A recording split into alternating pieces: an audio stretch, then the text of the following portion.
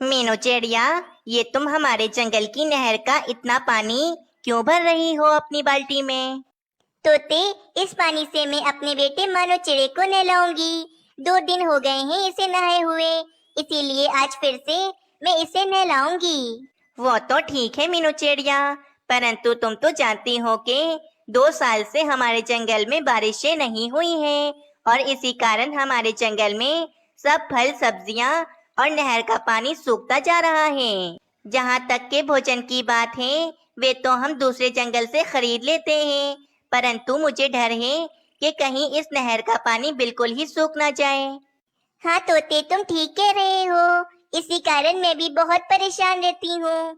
ना जाने हमारे जंगल में बारिशें कब होंगी। मीनू चिड़िया, अब आज से ये पूरे जंगल के पक्षियों को बता दो कि वे पानी देखभाल कर इस्तेमाल करें और कोई भी पक्षी पानी बिला वजह जाया ना करे। अगली सुबह हो जाती है। रानी कौवी कालू कौवे से कहती है, अरे कालू जी, कितनी गंदी बदबू आ रही है आपके पास से। उफ, रानी, अब मैं क्या करूं? अब ये गंदी बदबू तुम्हें और मुझे दोनों को बर्दाश्त करनी ही पड़ेगी। पहले मैं हर दूसरे दिन नहा लेता था, परंतु अब तो हफ्ते में सिर्फ एक बार ही नहाता हूँ मैं। सब पक्षियों का यही हाल था। जंगल में इस बार भी बारिशें नहीं होती और कुछ दिनों तक इस नहर का पानी इस्तेमाल करते रहते। एक दिन वे नहर बिल्कुल ही सूख जाती।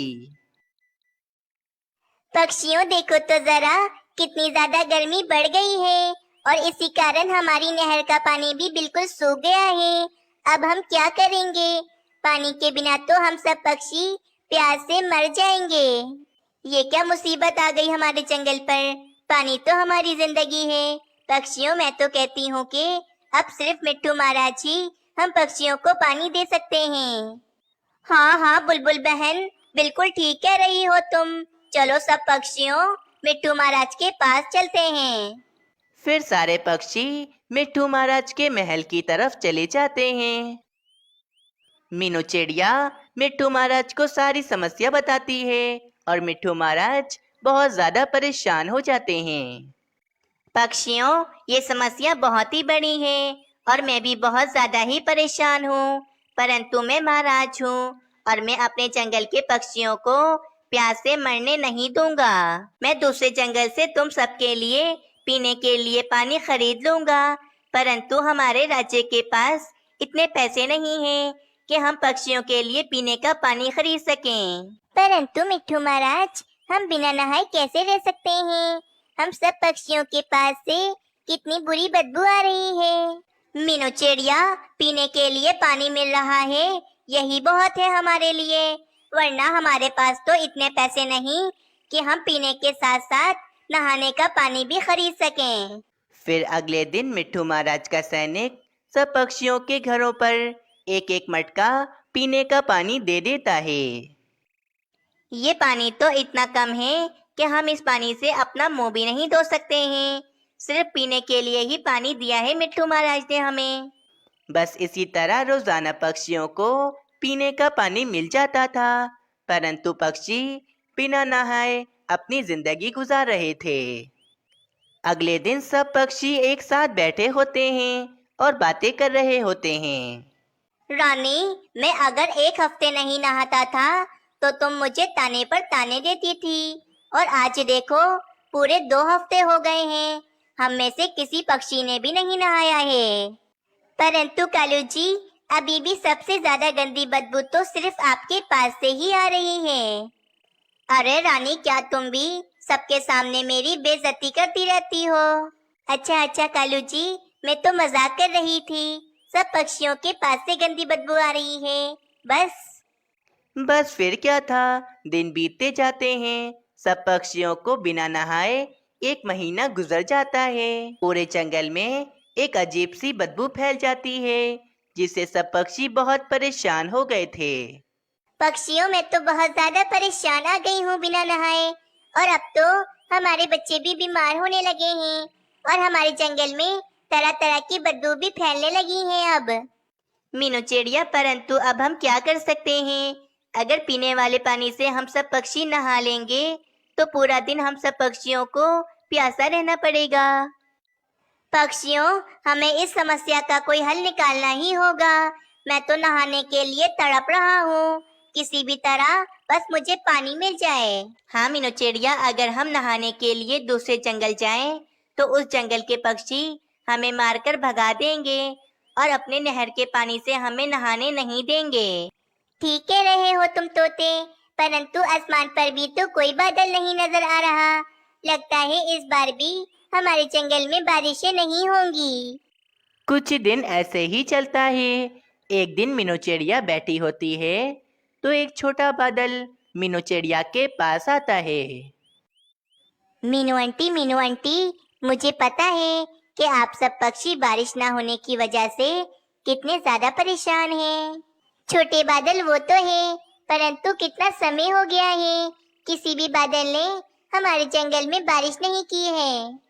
मीनू आंटी, आपको पता है कि हमारे सभी बादल आप सब पक्षियों से बहुत ही ज्यादा गुस्सा हैं और इसी कारण वे आपके जंगल में बारिश नहीं कर रहे हैं। पर छोटे बादल, हम सब पक्षियों ने ऐसा क्या किया है जो सभी बादल हम पक्षियों से नाराज हैं?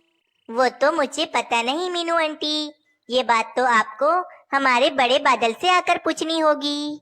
ये कहकर वे छोटा बादल वहां से चला जाता है और मीनू चिड़िया फौरन कालू कौवे के पास जाती है। पर मीनू चिड़िया, हम पक्षियों ने ऐसा क्या किया है जो सब बादल हम पक्षियों से इतना नाराज हैं? कालू कौवे, वो तो हमें बड़े बादल से ही जाकर पूछना होगा कि सब बादल हम पक्षियों से आखिर क्यों नाराज हैं। फिर मीनू चिड़िया और कालू कौवा बादलों के पास चले जाते हैं। अरे मीनू चिड़िया, कालू कौवे, तुम दोनों यहाँ पर क्यों आए हो? मैं तुम दोनों से बहुत नाराज हूँ, चले जाओ यहाँ से। बड़े बादल जी, एक बार तो हमसे बात करें। मैं ये बात जानना चाहती हूँ कि आप सभी बादल हम पक्षियों से इतना नाराज क्यों हैं? हाँ बड़े बादल जी, मैं भी ये बात जानना चाहता हूँ कि आखिर हमने ऐसा क्या कर दिया जो आप सभी बादल हमारे जंगल में बारिशें नहीं कर रहे हैं। तो सुनो मेरी बात, जब कुछ समय पहले मेरे दो बादल तुम्हारे जंगल में बारिश करने के लिए गए थे, तो उस दिन, अरे दोस्त, आज तो मैं पानी से पूरी तरह से भरा हुआ हूँ। आज मैं इस जंगल में बहुत तेज बारिश करूँगा। अरे कबूतर भाई, देखो तो आसमान पर कितने काले काले बादल छा गए हैं। लगता है जंगल में बारिश होने वाली है। तोते भाई, बारिशें तो मुझे बहुत बुरी लगती हैं। हमारे लिए मुसीबत है ये बारिशें।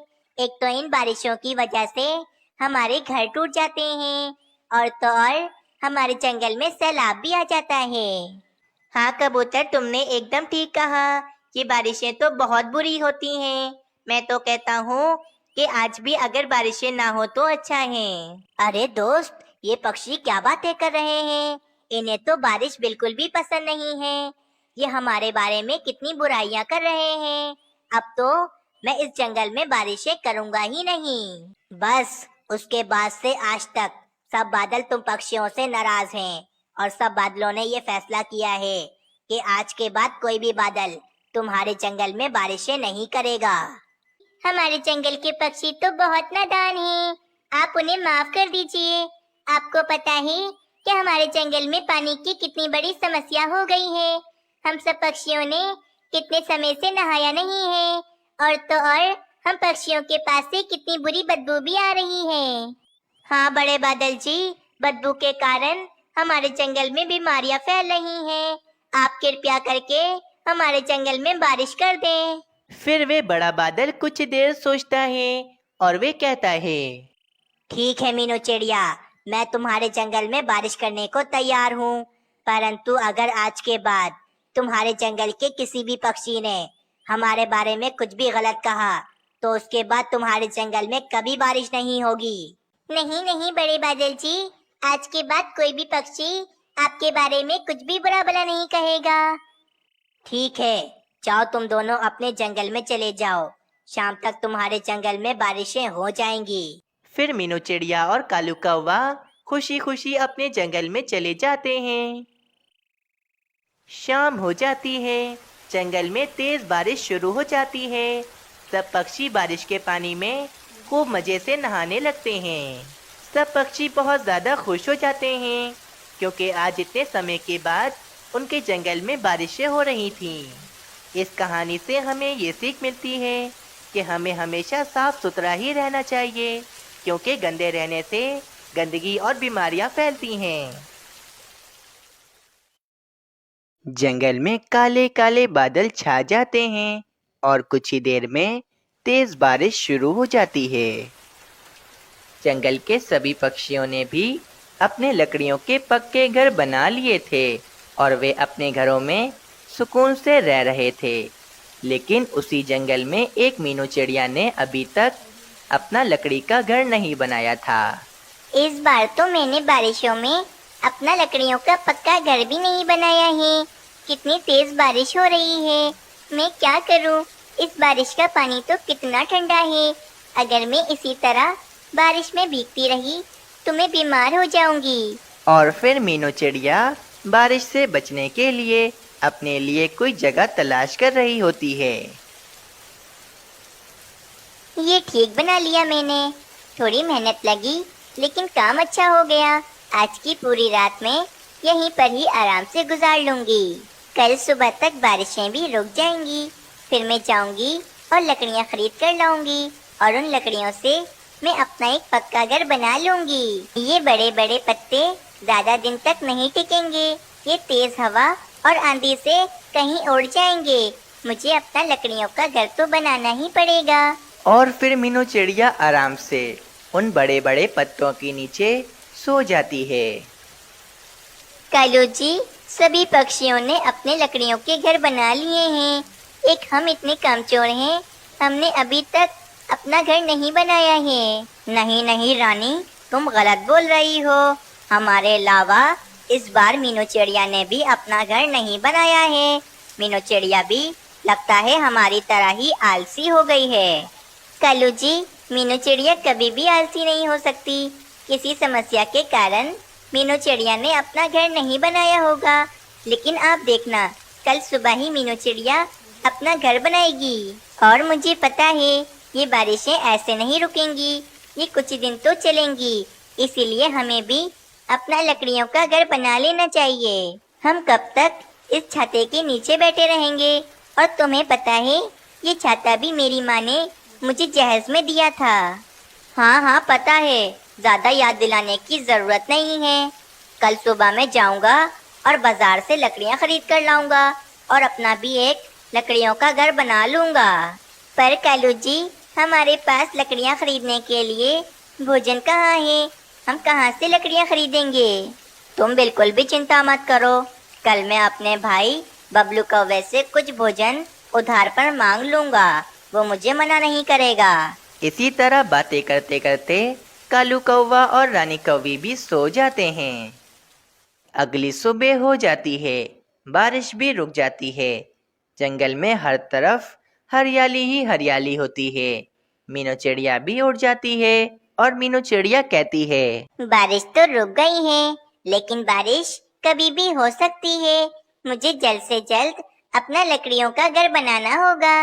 ये जो मेरे पास 2 भोजन से भरी पोटलियां हैं, मैं ये ले जाती हूँ और इनसे लकड़ियां खरीद कर ले आती हूँ और फिर जल्दी जल्दी अपना लकड़ियों का घर बना लूंगी। और फिर ये कहकर वे मीनू चिड़िया लकड़हारे पक्षी के पास लकड़ियां खरीदने के लिए चली जाती है। मीनू चिड़िया कालू कौवे और रानी कौवी के घोंसले के पास से ही जा रही होती है तो कालू कौवा मीनू चिड़िया को देख लेता है और वे मीनू चिड़िया को बुलाने लगता है। अरे रुको रुको मीनू चिड़िया, कहाँ जा रही हो? जरा इधर तो आओ। और फिर मीनू चिड़िया कालू कौवे के पास आती है और कालू कौवा कहता है, मीनू चिड़िया कहाँ जा रही हो? ये 2 भोजन से भरी पोटलियां लेकर। वो कालू कौवे, मैंने इस बार अपना लकड़ियों का घर नहीं बनाया है, इसीलिए मैं लकड़ियां खरीदने के लिए लकड़हारे पक्षी के पास जा रही हूँ। मीनू चिड़िया, तुम्हारे पास तो 2-2 भोजन से भरी पोटलियां हैं। इतने सारे भोजन में तो तुम्हें काफी ज्यादा मजबूत लकड़ियां मिल जाएंगी। वैसे मेरे मामा जी भी लकड़हारे हैं, उनके पास भी काफी मजबूत लकड़ियां होती हैं। तुम बोलो तो मैं तुम्हें मजबूत लकड़ियाँ अपने मामा जी के पास से दिला देता हूँ। अच्छा, तुम्हारे मामा जी लकड़हारे हैं? तो फिर ठीक है कालू कौवे, तुम अपने मामा जी के पास से ही मुझे मजबूत लकड़ियाँ लाकर दे दो। ठीक है, ये दोनों भोजन की पोटलियाँ तुम मुझे दे दो। मैं कुछ देर के बाद तुम्हें अपने मामा जी के पास से लकड़ियाँ लाकर दे दूंगा। ठीक है कालू कौवे, मैं तुम्हारा इंतजार करूंगी। जल्दी आना लकड़ियाँ लेकर। ये कहकर वे मीनू चिड़िया अपने घोंसले की तरफ चली जाती है।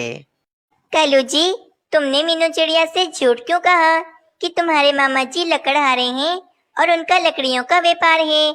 असल में तो तुम्हारे मामा जी तुम्हारी ही तरह बहुत ज्यादा आलसी और कामचोर हैं। हाँ हाँ पता है मुझे, लेकिन मैंने कुछ सोच समझकर ही मीनू चिड़िया को ये झूठ बोला है। इससे हमारा ही फायदा होगा। अच्छा, वो कैसे कालू जी, बताओ जरा। मैं बाजार जाऊंगा और कम भोजन में कच्ची लकड़ियां खरीद लूंगा और वे कच्ची लकड़ियां ले जाकर मैं मीनू चिड़िया को दे दूंगा और मीनू चिड़िया से कहूंगा कि ये लकड़ियां बहुत मजबूत हैं और ये लकड़ियां मैं अपने मामा जी के पास से लाया हूँ। मीनू चिड़िया को वैसे भी कौन सा पता चलेगा कि ये लकड़ियां कच्ची हैं। और फिर मीनू चिड़िया का दिया हुआ भोजन जो हमारे पास बचेगा उसमें थोड़ा और भोजन डालकर हम अपने घर के लिए मजबूत लकड़ियां खरीद लेंगे और अपना घर बना लेंगे। वाह कालू जी, क्या बेवकूफ बनाया है तुमने मीनू चिड़िया को। अब मीनू चिड़िया के ही भोजन से हम अपने घर की लकड़ियां खरीदेंगे। और फिर कालू कौवा बाजार से कच्ची लकड़ियां खरीदने के लिए चला जाता है। बोलो बोलो कौवे, तुम्हें कैसी लकड़ियां चाहिए? कच्ची चाहिए या फिर मजबूत? पक्षी जी, मुझे कच्ची लकड़ियां चाहिए जो सस्ती हो। आप मुझे कच्ची लकड़ियां दे दो। और फिर वे पक्षी कालू कौवे को कुछ कच्ची लकड़ियां दे देता है और कालू कौवा एक भोजन की पोटली उस पक्षी को दे देता है। और फिर कालू कौवा वे कच्ची लकड़ियां लेकर अपने घोंसले की तरफ चला जाता है। रानी, मैं कच्ची लकड़ियां ले आया हूँ। ये कच्ची लकड़ियां तो बहुत ही ज्यादा सस्ती हैं, लेकिन ये तुम्हारे पास इतनी सारी लकड़ियां कहाँ से आई? कालू जी, ये सारी लकड़ियां तुम्हारा भाई बबलू कौवा देकर गया है और वे कह रहा था कि ये सारी लकड़ियां बहुत ही ज्यादा मजबूत हैं। हम इन लकड़ियों से अपना घर बना लें। देखो रानी, दोनों लकड़ियां दिखने में तो एक जैसी ही लग रही हैं, लेकिन किसी को क्या पता कि जो लकड़ियां मैं लाया हूँ वे लकड़ियां कच्ची हैं और जो लकड़ियां मेरा भाई देकर गया है वो लकड़ियां मजबूत हैं। जाओ कालू जी, तुम मीनू चिड़िया की कच्ची लकड़ियां मीनू चिड़िया को दे आओ ताकि मीनू चिड़िया अपना घर बनाना शुरू कर दे। रानी, मैं अभी बहुत थक गया हूँ, मैं कुछ देर आराम करूँगा, उसके बाद मैं मीनू चिड़िया की लकड़ियाँ उसे दे आऊँगा। ये कहकर वे कालू कौवा अपने घोंसले में आराम से सो जाता है। बहुत प्यास लग रही है, चलो मैं नदी से पानी पीकर आ जाती हूँ। और फिर रानी कौवी नदी से पानी पीने के लिए चली जाती है। कुछ देर के बाद रानी कौवी नदी से पानी पीकर आती है तो रानी कौवी कहती है, चलो भाई, मीनू चिड़िया की कच्ची लकड़ियाँ मैं ही मीनू चिड़िया को दे आती हूँ, वरना ये कालू जी तो सोते ही रहेंगे। लेकिन इन दोनों लकड़ियों में से वे कच्ची लकड़ियाँ कौन सी हैं जो मीनू चिड़िया को देनी है? लगता है यही वाली होंगी, चलो यही ले जाती हूँ। और फिर रानी कौवी मजबूत लकड़ियों को कच्ची लकड़ियां समझकर मीनू चिड़िया को देने के लिए ले जाती है। मीनू चिड़िया, ये लो, कालू जी अपने मामा जी के पास से तुम्हारे लिए लकड़ियाँ ले आए हैं। ये लकड़ियाँ बहुत ही ज्यादा मजबूत हैं। रानी कौवी, तुम्हारा बहुत बहुत शुक्रिया। चलो अब मैं अपना घर बनाना शुरू कर देती हूँ। बारिश का कुछ नहीं पता है, कभी भी शुरू हो सकती है। और फिर रानी कौवी भी अपने घोंसले की तरफ चली जाती है और मीनू चिड़िया अपना घर बनाना शुरू कर देती है। वैसे रानी कौवी ठीक ही कह रही थी, ये लकड़ियाँ तो बहुत ही ज्यादा मजबूत हैं। दूसरी तरफ वे कालू कौवा और रानी कौवी भी उन कच्ची लकड़ियों से अपना घर बनाना शुरू कर देते हैं। अगली सुबह हो जाती है। कालू कौवे और रानी कौवी ने मिलकर उन कच्ची लकड़ियों से एक घर तैयार कर लिया था। रानी, हमने अपना लकड़ियों का मजबूत घर बना लिया है। अब हम इस घर में आराम से रहेंगे। देखो, आसमान पर काले काले बादल छा गए हैं। मतलब कुछ ही देर में बारिश भी शुरू होने वाली है। मैंने अपना घर भी बना दिया है और अपने घर को रंग भी कर दिया है। कितना सुंदर दिख रहा है मेरा घर। बाप रे, कितने काले काले बादल छाए हुए हैं। मतलब कुछ देर में बारिशें भी शुरू होने वाली हैं। चलो भाई, मैं अपने घर में चली जाती हूँ। कुछ देर के बाद जंगल में तेज हवाओं के साथ बारिशें भी शुरू हो जाती हैं। सभी पक्षी अपने अपने घरों में बैठकर बारिश के मौसम का मजा ले रहे थे। रानी, कितनी तेज बारिश हो रही है। मुझे तो ऐसा लग रहा है कि मीनू चिड़िया का कच्ची लकड़ियों का बना हुआ घर अब तक तो टूट भी गया होगा, क्योंकि इतनी तेज बारिश जो हो रही है।